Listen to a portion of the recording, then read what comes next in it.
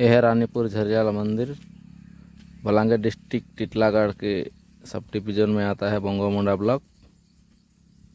और बड़ी से चट्टान में बना हुआ है ये सारा मंदिर, देखिए आप लोग।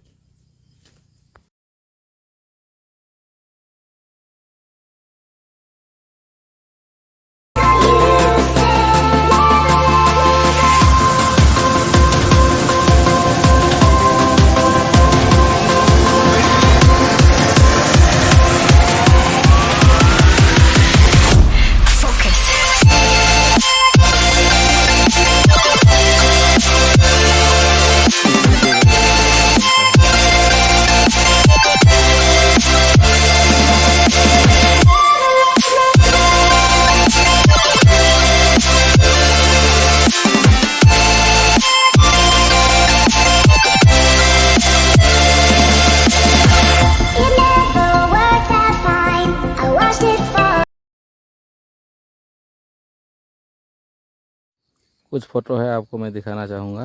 यहाँ पर देखिए कितना खूबसूरत है।